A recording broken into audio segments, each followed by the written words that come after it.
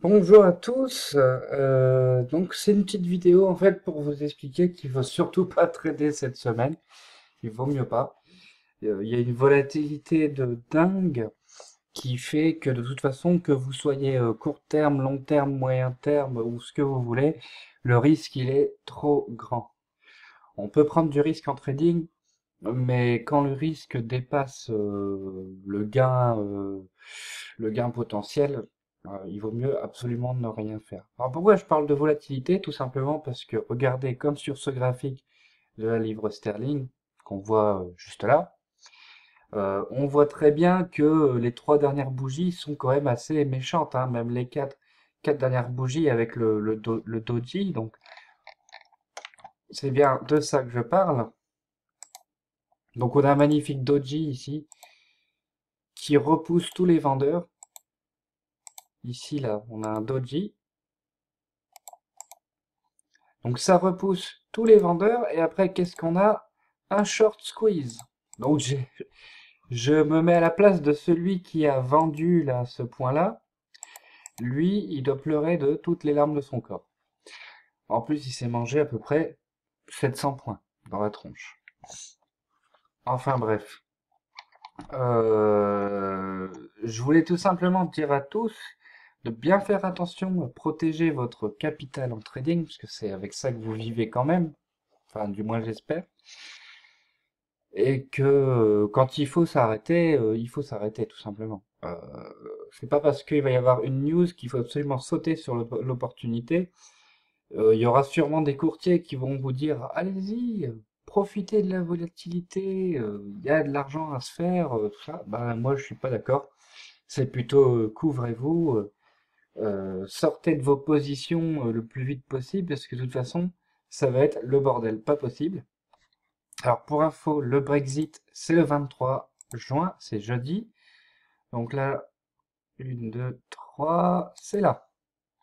On va bien mettre en rouge la deadline, là. Hop. Voilà. Vous voyez, il reste plus grand-chose, hein.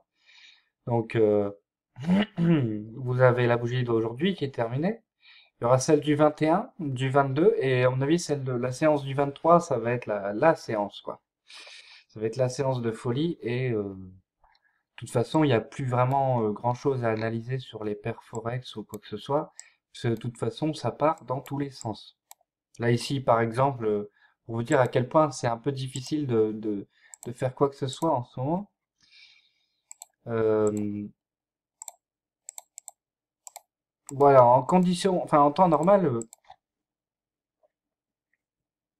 la cassure qui se fait ici, là, la cassure du support ici, elle aurait fait continuer le mouvement de baisse, hein, ici. Après, on n'aurait pas eu une réintégration aussi nette et aussi rapide sans le Brexit, hein. Donc le Brexit, c'est un danger.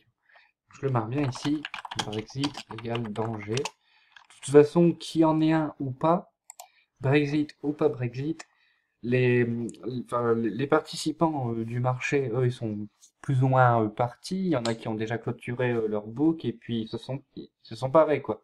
En plus, c'est l'été, c'est les vacances. Donc, pour tout ce qui est la reprise en fait d'une cotation à peu près normale, ce sera après cette date-là, le 24. Et là, après le 24, vous pourrez reprendre un trading normal ou à peu près, ça dépend.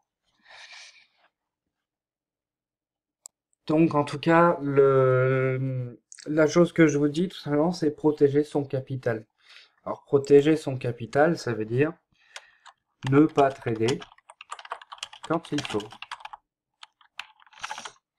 Oui, ne pas trader quand il faut.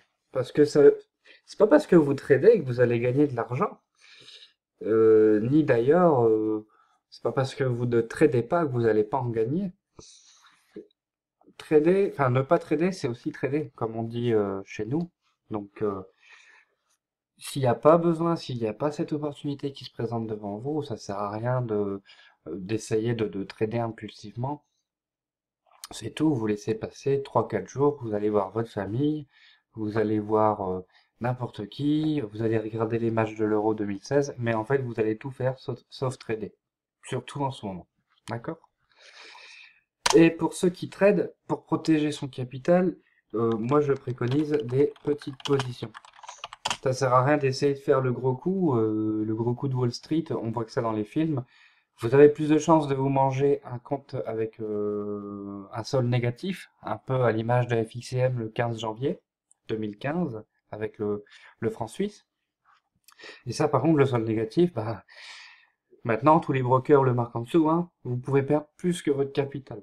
C'est rare d'avoir quelqu'un maintenant qui rembourse les soldes négatifs. Donc, ce serait dommage juste pour pouvoir prendre un risque minime de gagner quelques centaines d'euros, voire quelques milliers d'euros, d'aller se ruiner complètement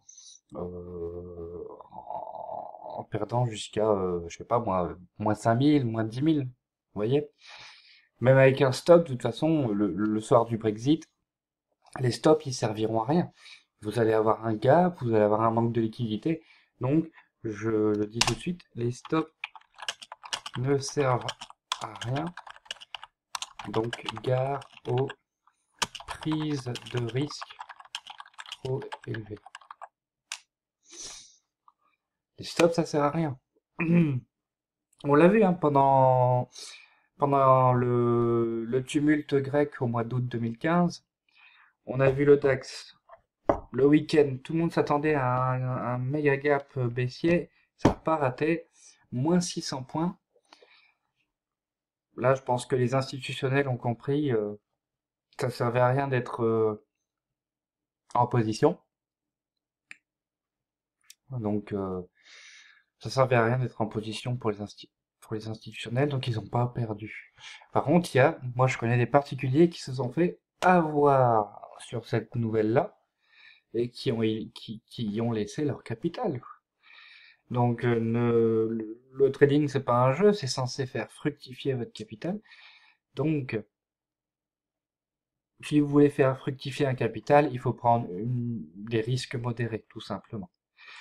Voilà, donc c'était une petite vidéo juste pour vous rappeler que surtout ces 3 jours, ne faites rien ou faites du trading, mais sur des choses qui n'ont rien à voir avec la livre sterling ou le marché action anglais. Quoique nos marchés actions européens sont aussi pas mal volatiles, hein, puisqu'on va enfin, ça va bouger dans tous les sens, on va dire. Donc, à la limite, vous pouvez faire de l'euro-dollar, euro CHF, USD CHF, quelques paires exotiques, mais évitez tout ce qui est GBP, la livre sterling. Est-ce que c'est bien compris? Voilà, bah écoutez, bah, je vous remercie d'avoir vu cette vidéo. Et puis bah si vous avez s'il y a des gens qui ont tradé pendant cette période et qui ont peut-être un ressenti ou quelque chose comme ça, bah vous m'envoyez un commentaire sur la chaîne YouTube, il n'y a pas de souci.